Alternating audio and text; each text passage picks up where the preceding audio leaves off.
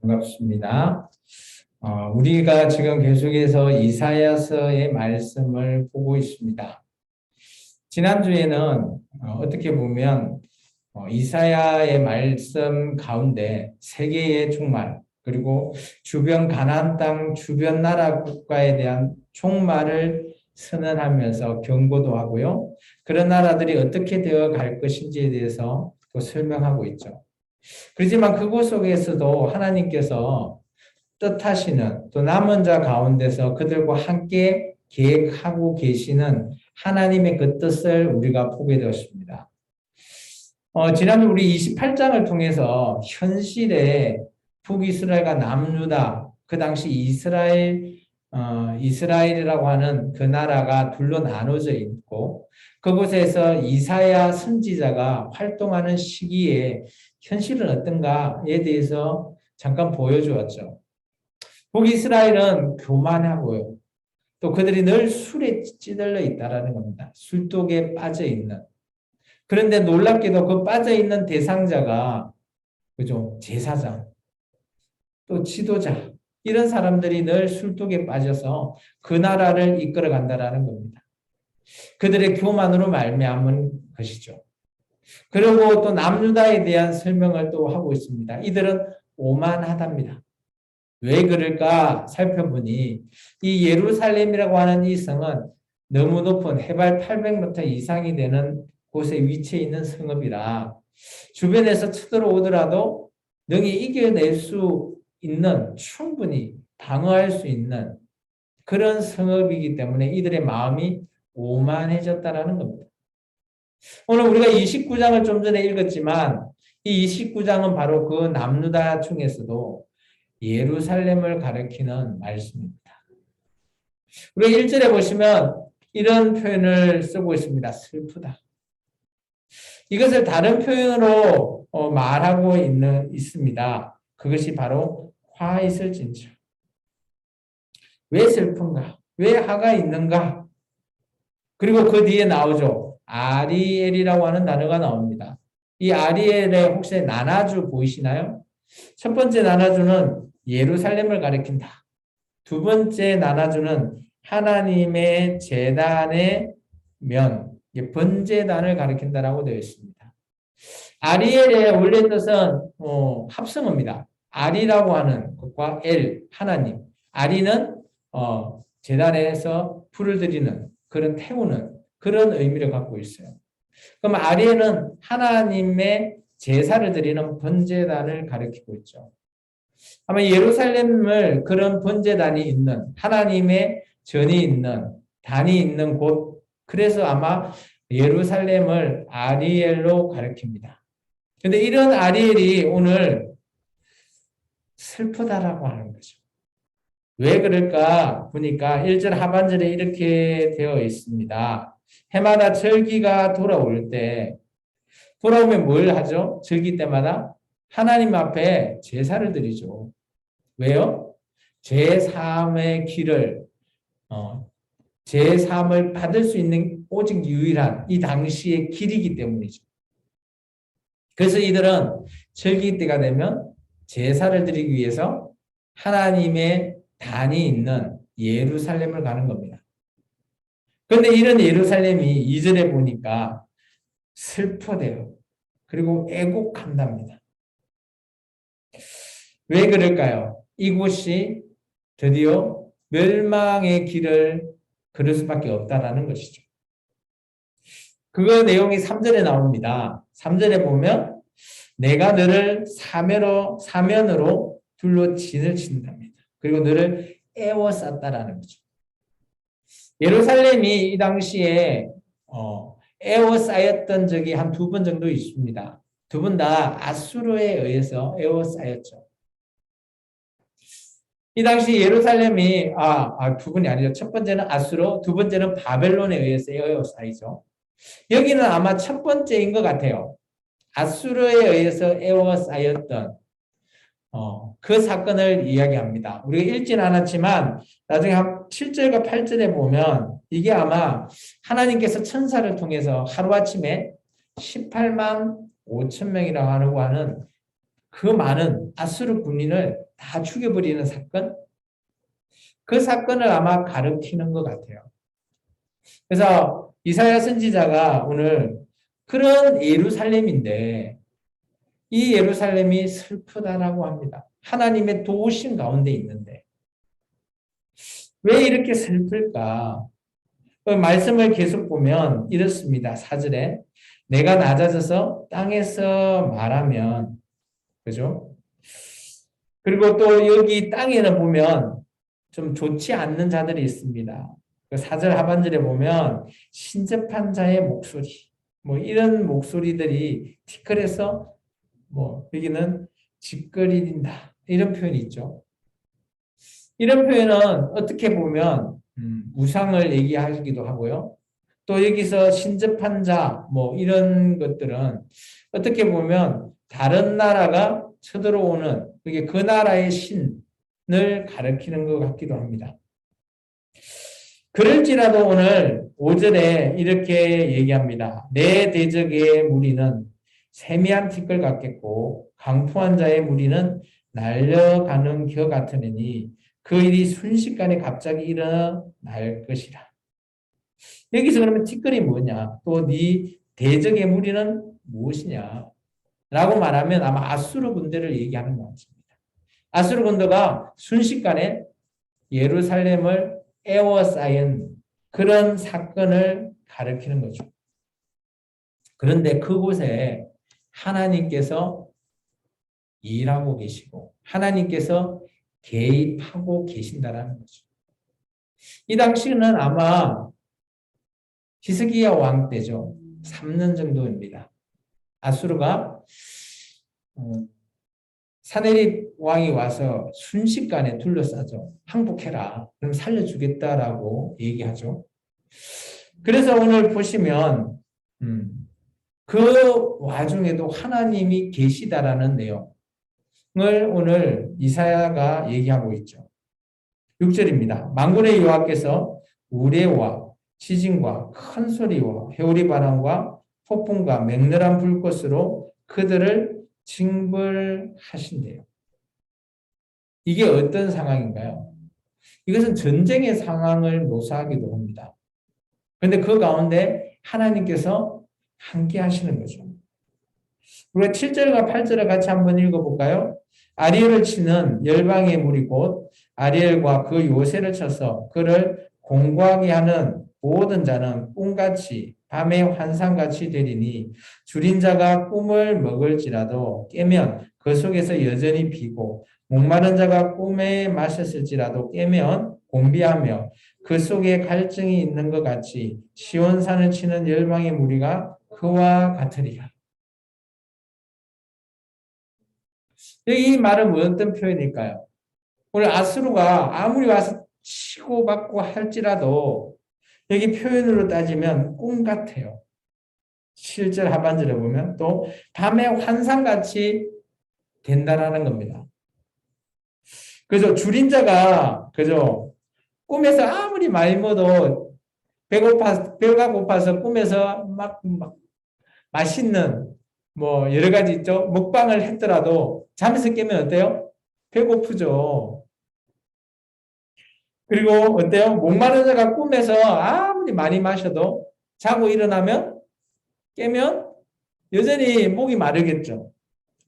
이런 갈증 날 수밖에 없다라는 거죠. 꿈에서는 모든 걸 할 수 있지만 깨고 나는 현실은 아무것도 바뀐 게 없다라는 거예요.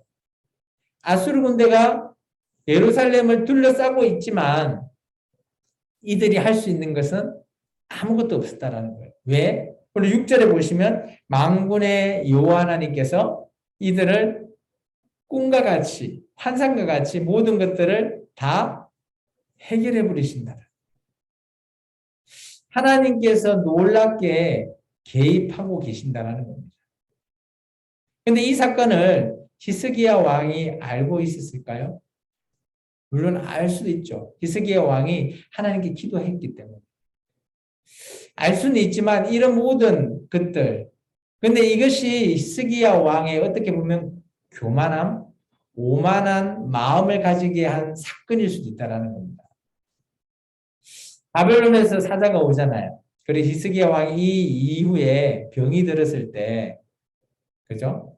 병문안 왔던 그 사자에게 모든 것들을 다 열어서 다 보여줘 버립니다. 그 사자가 뭐 어떤 말을 했을까요? 저는 이렇게 했다고 생각합니다. 성경은 이런 말 하지 않아요. 그 사자가 와서 히스기야 왕님 대단합니다. 우리 바벨론도 저 아수르의 속국인데 그 나라를 그 많은 사람들을 우리가 물리칠 수도 없었는데 어떻게 당신은 하룻밤 사이에 18만 5천 명을 이렇게 다 무찔러 버리고 사내립 왕이 도망가게 그렇게 했습니까? 정말 대단하십니다. 그렇게 지켜 세우지 않았을까요? 그러니까 아마 히스기야 왕이 좀 우쭐되었을 것 같습니다. 그래서 그들에게 모든 것들을 다 보여줬겠죠. 이런 교만함, 오만함이 있다라는 겁니다.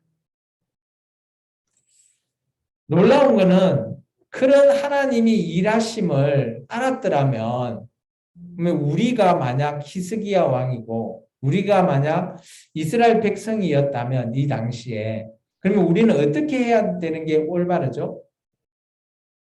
우리가 어떻게 그런 하나님이 큰 도우심이 있다. 그리고 그것이 잘 해결이 됐어요.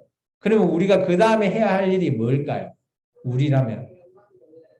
그죠? 하나님을 잊지 않고 기억하고 하나님께 영광 돌리면서 하나님께 더 가까이 다가가야 된다는 거 저는 생각합니다. 근데 이 당시에 이스라엘 백성은 어땠을 것 같습니까? 그게 바로 9절에서부터 얘기하고 있습니다. 참 안타까운 얘기를 말하고 있죠. 9절에서부터 14절까지입니다. 같이 한번 읽겠습니다. 너희는 놀라고 놀라라. 너희는 맹인이 되고 맹인이 되라. 그들의 취함이 포도주로 말미암이 아니며 그들의 비틀거림이 독주로 말미암이 아니니라. 대저 여호와께서 깊이 잠들게 하는 영을 너희에게 부어주사 너희의 눈을 감기셨음이니 그가 선지자들과 너희의 지도자인 선견자들을 덮으셨습니다.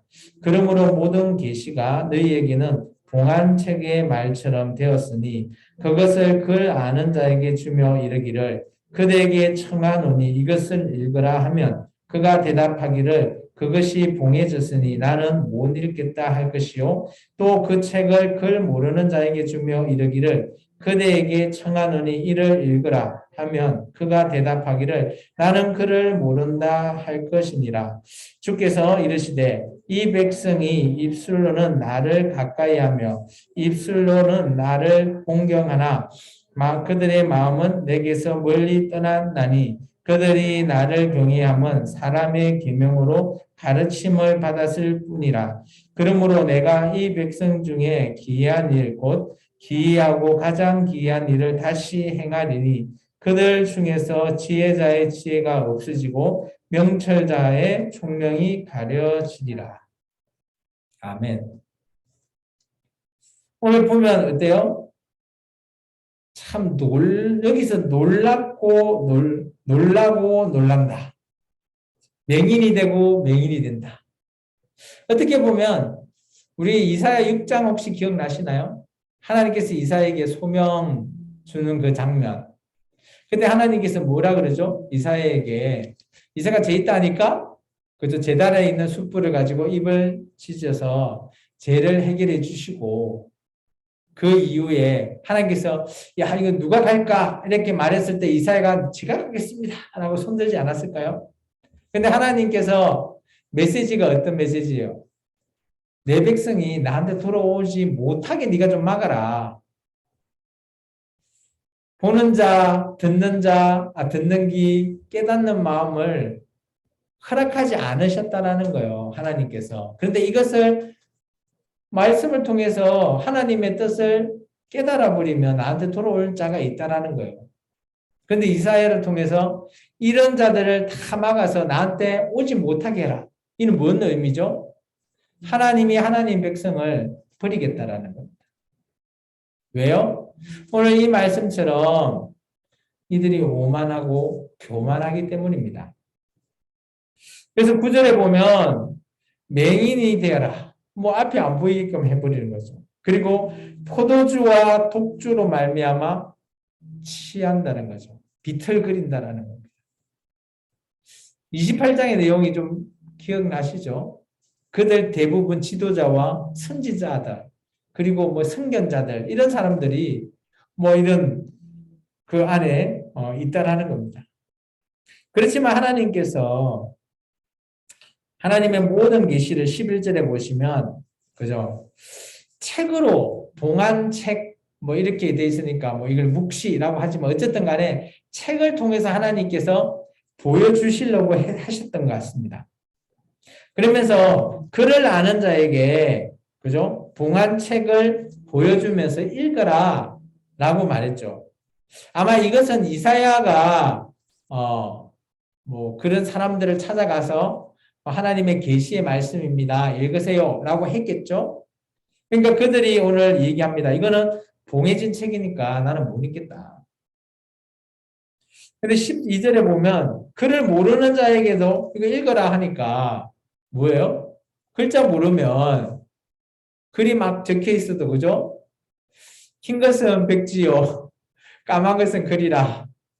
근데 이걸 이해할 수가 없잖아요. 도저히 모르는 거죠. 왜 이렇게 11절과 12절의 표현을 했을까?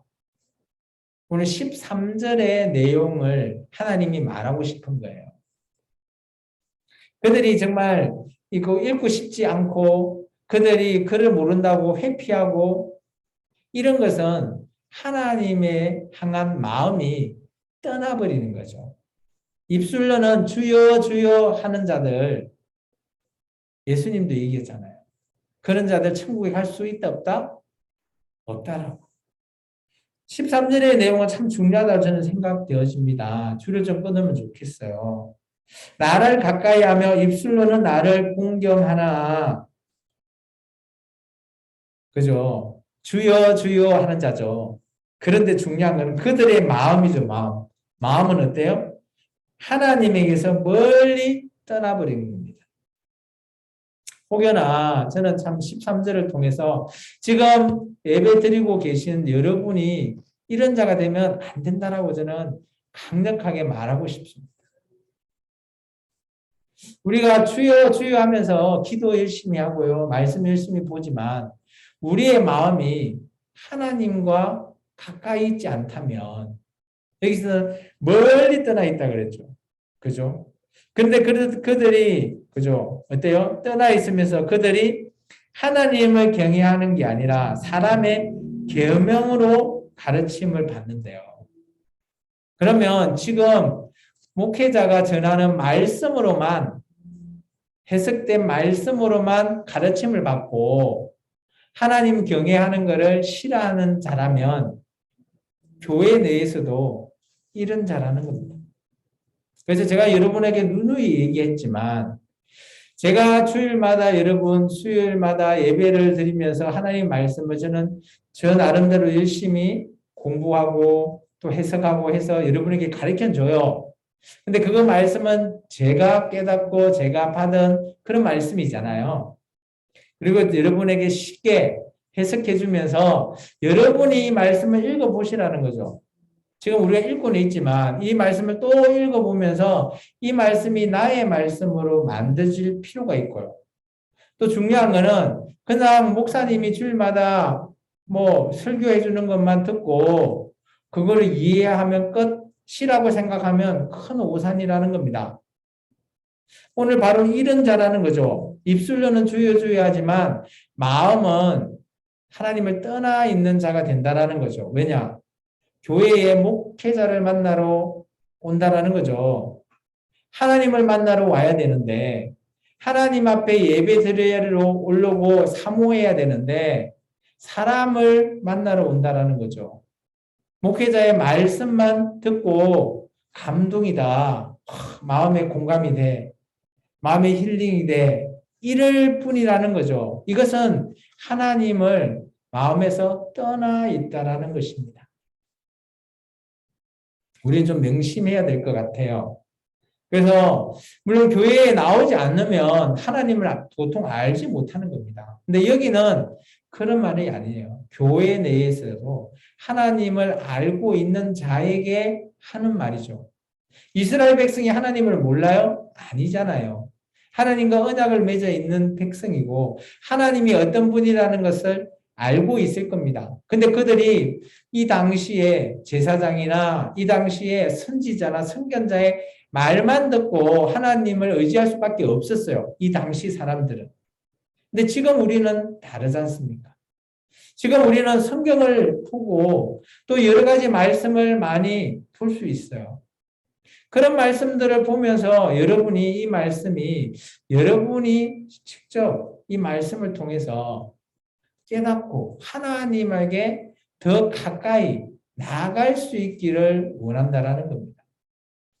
그래서 교회에 나와서 목회자의 말씀만 듣고 끝나버리면 그것은 어떻게 보면 쉽게 말해서 앞에 강연하는 강연자의 말에만 공감할 뿐 그 말 안에 있는 하나님은 떠나 있다라는 겁니다. 중요해서 제가 누차 말씀하고 있는 겁니다. 그래서 하나님께서 이렇게 얘기합니다. 그러므로 내가 이 백성 중에 기이한 일을 내가 하는데 그 기이한 일이 뭔가 하면 그죠? 다시 행하겠다라는 거예요. 여기 14절에 다시 행하리니의 줄을 끊으면 좋겠습니다. 하나님께서 이전 상황을 보니까 아무리 봐도 이 백성 가지고는 안 될 것 같아요. 그래서 하나님께서 크게 계획하십니다. 다시 나와 함께 할 자. 그래서 다시 밑에 빈 공간에 이렇게 써놓으면 좋겠습니다. 남은 자. 앞으로 우리가 계속해서 말씀을 볼 건데요. 이사야서 말고 그 위에 예레미야 이런 많은 선지자의 말씀을 볼 건데요. 그런 선지자의 말을 보면 남은 자라고 하는 표현이 나와요. 이제 그런 자와 하나님께서 다시 하겠다라는 겁니다. 그래서 이 어떻게 보면 14절, 13절의 내용은 정말 중요한 말이죠. 현실에서 이 당시 이사야의 현실의 예루살렘은 이렇게 암울하다는 겁니다. 그런데 하나님께서 그런 모든 것들을 다 물어버리고 어제 28장의 지난주의 말씀 중에 하나님께서 밭에 씨를 뿌릴 때 어떻게 해요? 땅을 다 갈아엎어 버리죠. 마찬가지로 오늘 이스라엘의 백성들, 이 이스라엘 가나안 땅을 다 갈아엎겠다라는 겁니다. 그리고 다시 시작하겠다라는 것이죠. 그러면서 하나님께서 이렇게 말씀하십니다. 15절과 16절 우리 같이 한번 읽겠습니다. 자기의 계획을 여호와께 깊이 숨기려 하는 자들은 화 있을진저 그들의 일을 어두운 데에서 행하며 이르기를 누가 우리를 보냐 누가 우리를 알려 하니 너희의 패역함이 심하도다. 토기장이를 어찌 진흙같이 여기겠느냐 시험을 받은 물건이 어찌 자기를 치은 이에게 대하여 이르기를 그가 나를 짓지 아니하였다 하겠으며 빚음을 받은 물건이 자기를 빚은 이에게 대하여 이르기를 그가 총명이 없다 하겠느냐. 하나님께서 이스라엘 백성이 너무 오만해서 자기가 주인으로 여기는 거죠. 정말 정작 주인은 하나님이신데 그 비유를 이렇게 얘기하죠. 16절에 보면 토기장이와 진흙이 있는데 진흙이 토기장이한테 얘기하는 거죠. 그죠? 지연받은 물건이 지연이에게 그죠? 네가 어떻게 나를 짓지 아니했냐? 좀 제대로 지어봐. 라고 진흙이 토기장이한테 말하는 거. 완전히 주격이 전도된 거죠. 반대로 되는. 이게 하나님과 이스라엘 백성의 관계가 이 지경이라는 겁니다. 그러니까 하나님께서 어때요? 도저히 내가 너희와 함께 할 수 없다라는 겁니다. 그래서 15절에 얘기하십니다. 하나님의 자기의 계획을 그죠? 숨기려고 하는 자기의 계획을 여호와께 깊이 숨기려고 하는 그런 자는 화 있다는 겁니다. 이게 나의 욕심, 나의 탐심으로 말미암아 하나님 앞에 숨기는 그런 자는 화가 있을 거라는 거죠. 그런데 오늘 이사야 선지자가 이런 장면을 보고 이사야 선지자의 어떻게 보면 소망 아니면 미래적으로 이렇게 됐으면 좋겠다라고 하는 그런 표현이 17절부터 24절까지입니다. 어떻게 보면 17절과 24절까지는 우리 하나님의 언약 백성인 우리는 당연히 이렇게 이 정도는 돼야 된다. 저는 어떻게 보면 기준 같은 어떻게 보면 또 이런 것을 통해서 하나님 앞에 더 나아가야 된다. 하나님을 경외해야 할 수밖에 없는 이유 뭐 그렇게 저는 표현하고 싶습니다. 우리 17절부터 24절까지 같이 한번 읽어볼까요? 오래지 아니하며 레바논이 기름진 밭으로 변하지 아니하겠으며 기름진 밭이 숲으로 여겨지지 아니하겠느냐. 그날에 못 들은 사람이 책의 말을 들을 것이며 어둡고 캄캄한 데에서 맹인의 눈이 보일 것이며 겸손한 자에게는 여호와로 말미암아 기쁨이 더하겠고 사람 중 가난한 자는 이스라엘의 거룩하신 이로 말미암아 즐거워하리니 이는 강포한 자가 소멸되었으며 오만한 자가 그쳤으며 죄악의 기회를 엿보던 자가 다 끊어졌습니다.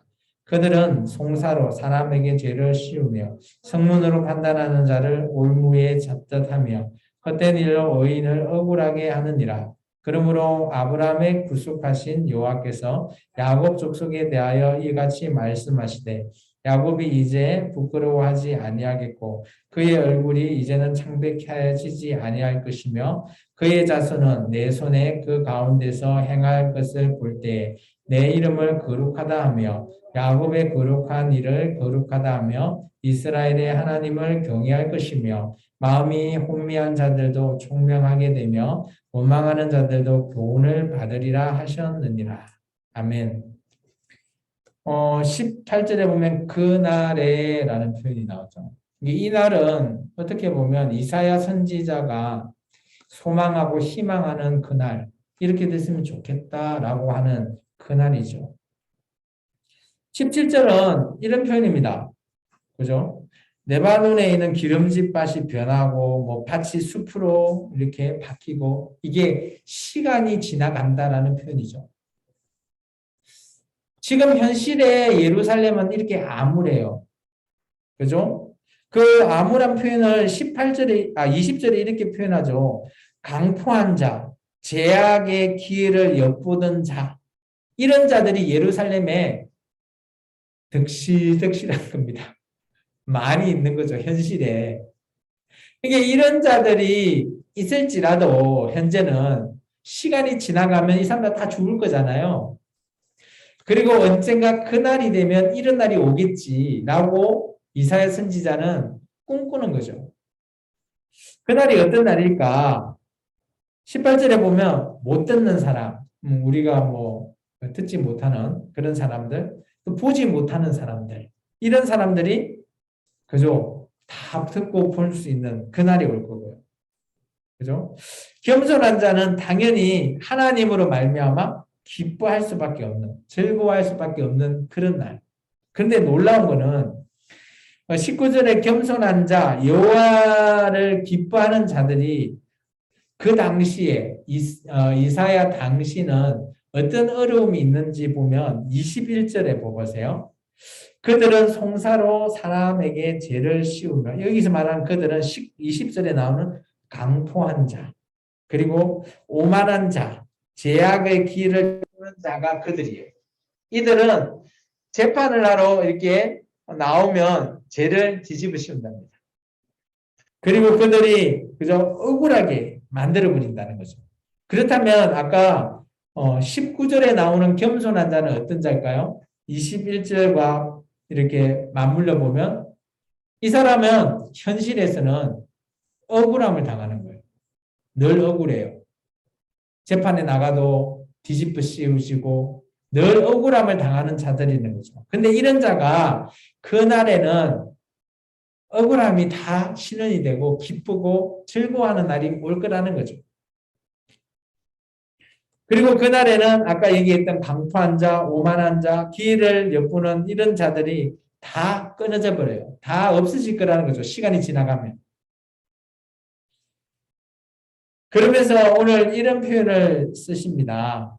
22절에 하나님께서 이런 일들을 하실 거라는 건데 그 일이 어떤 일이냐? 아브라함을 구속하신 하나님. 아브라함을 구속한다. 그 구속에 동그라미를 쳐놓으십시오. 구속이라는 뜻이 어떤 뜻인가요? 구속은 값을 치러서 구해낸다라는 거죠. 그래서 예수님께서 우리를 구속하시죠. 죄라고 하는 그 놈을 예수님께서 십자가에서 값을 치러 주신 거예요. 그래서 죄를 사해 주시는 거예요. 그래서 우리를 구속하시죠. 마찬가지로 아브라함도 하나님께서 구속하셨다는 거예요. 아브라함이 언제 이런 상황이 있었죠? 아마 애굽에 내려가서 자기 아내를 뭐 누이라 했거나 뭐 이런 사건이 있었잖아요. 그럴 때 이 당시는 촉장 시대라 뭐 죽을 수밖에 없는 그런 상황일 때 아마 하나님께서 도와주시지 않았을까 그렇게 좀 여기는 봅니다. 어쨌든 간에 이제 하나님께서 어떤 이 날에 오면 그죠? 야곱이라고 하는 이게 이스라엘을 얘기하잖아요. 이스라엘 백성이 이제는 창백해지지 않는데요. 언제 우리가 창백해지죠? 위기가 올 때, 고난을 당할 때, 어려울 때, 이럴 때 창백해질 수밖에 없잖아요. 그런데 이런 날들이 사라지게 할 거라는 거예요. 그러면 어떤 날일까요? 이들에게는 기쁜 날이 되는 거죠. 또 그의 자손들이 그래서 어때요? 내 이름을 거룩하다 한대요. 하나님을 거룩한 자라고 말하는 그리고 또 이스라엘의 하나님을 경외하는 그런 자들. 그러면 현실은 이런 자들이 하나도 없다라는 거예요. 그날에 이런 자들이 있을 거라고 얘기하는 겁니다. 그리고 마음이 혼미한 자, 원망하는 자들이 다 바뀌어요. 총명하게 되고요. 교훈을 받게 된대요. 그다음 지금 이스라엘에 있는 자들은 하나님을 주여 주여만 하지 마음이 없다라는 거죠. 교훈도 안 받는 거죠. 그냥 말만 할 뿐입니다. 진짜 그 진리를 이해하고 깨닫고 하려고 하지 않는다라는 거예요. 오늘 29장의 내용은 어떻게 보면 이 당시 이스라엘 백성에 처해 있는 현실을 보여주고 있습니다. 우리의 현실은 어떠나요? 교회에 나오면서 예배만 잘 드리면 구원받지. 우리는 그 한 줄만 열심히 기억하려고 합니다. 근데 그 이면에 우리가 구원받을 수 있는 길은 무지 어렵다라는 사실입니다. 오늘 이 말씀을 통해서도 충분히 공감할 수 있는 말씀이에요. 우리가 하나님 앞에 주여 주여 말만 한다고 구원의 길이 허락되지는 않았다라는 것입니다. 그래서 오늘의 말씀을 한번 세 가지 정도로 정리를 한번 해보고 우리에게 어떻게 적용해 볼까 생각해 봤습니다. 첫 번째, 위기에 닥칠 때 우리는 하나님께서 늘 우리와 함께 하고 있다라는 사실을 우리는 기억해야 돼요. 예루살렘이 위기에 처해 있었을 때 하나님이 그렇게 큰 일을 했는데 함께 하고 있는 것을 또 이들이 기억하고 경외해야 되는데 이들은 하지 않았어요. 그다음 지금 우리는 하나님이 지금 우리 삶, 뭐 1분 1초도 우리와 함께하고 있다. 그 사실을 우리는 기억하고 있어야 돼요. 굳이 위기에 닥쳐있지 않더라도 우리는 늘 하나님과 함께하고 동행하고 계시는구나. 하나님이 나와 지금 우리 옆에 지금 계시고 우리 마음속에 계시고 우리를 바라보고 계시고 한다라는 마음을 우리가 늘 기억하고 있어야 된다는 거예요. 두 번째, 하나님이 하시는 일은 그죠? 우리의 늘 일상에서 우리가 좀 깨달아야 돼요. 이 말은 우리 매일매일 삶에서 이거 보니까 우리 하나님이 지금 나한테 일하고 계시네. 이런 것을 우리가 늘 깨달아야 돼요. 하나님 나와 함께 하고 계신다라고 우리가 믿고는 있지만 늘 우리의 삶 가운데 이거 내가 잘했어. 이거 내가 뭐 경험을 해봤어. 그래 한 거야. 이렇게 생각하는 거하고 이거 하나님이 나한테 좀 도와주시네.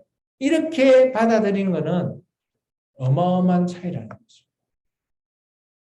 하나님을 입으로만 주여 주여 할 것이냐 아니면 마음에 진짜 이거 하나님 하셨어. 이게 믿어질 것이냐 이런 차이라는 거예요. 세 번째는 아까 얘기했지만 억울한 일을 당할 수 있어요. 그리스도인은. 기독교인은 억울함을 당할 수밖에 없죠. 남과 차이가 있고 차별이 되니까. 그리고 예수를 믿는다라는 것 때문에 뭐 술도 담배도 하면 안 되고 그런 회식 자리에 가서 술 먹고 술 주면 안 받으면 눈총 받고 막 그러잖아요. 또 나는 주일날 예배 가야 돼 하면서 뭐 주일날 뭐 요즘 일을 다 안 하지만 또 일을 하는 그런 직장을 가졌다면 눈총을 줄 수밖에 없죠. 그러면서 그런 것들이 쌓이면 내가 조금만 잘못해도 막 뒤집어 씌우고 억울하게 할 수밖에 없어요. 그런 사람들 입장에서. 그러면 우리는 억울함을 당할 수밖에 없는 거예요. 그렇지만 오늘 아까 말씀을 우리가 조금 상기해 보면 억울한 일을 당한다고 아이고 내가 하나님을 믿는다고 하면서 원망하지 말라는 거예요. 하나님께서 아까 이 19절처럼 겸손한 자는 언젠가는 이런 억울함을 당하더라도 기쁘고 즐거워할 수 있는 그날이 온다라는 거예요. 신원해주는 날이 올 거라는 겁니다. 오늘 말씀을 통해서 여러분은 어떻게 생각하십니까? 하나님이 늘 우리와 지금 함께하고 계신다는 게 믿어지십니까? 성령 하나님의 도우심으로 우리가 늘 함께하고 있고 늘 그런 믿음으로 살아가시기를 원합니다. 우리가 교회에만 나와서 주여 주여 한다고 우리 마음에 하나님이 멀어진다면 우리는 이 예루살렘 사람과 뭔 차이가 있겠어요? 똑같은 자가 됩니다. 그렇기 때문에 우리는 언제나 우리의 마음이 중요하다고 저는 여기십니다. 그리고 우리의 매일 삶 가운데서도 하나님이 나와 함께 하시고 나를 도우고 계시는구나. 이런 게 늘 믿어지시면서 우리의 삶 가운데서 그런 것들이 깨달아진다면 하나님을 우리는 절대 멀리하지 않으실 거라고 믿습니다. 그래서 늘 하나님과 가까이 하는 저와 여러분이 되기를 주의 이름으로 축원합니다. 기도하겠습니다.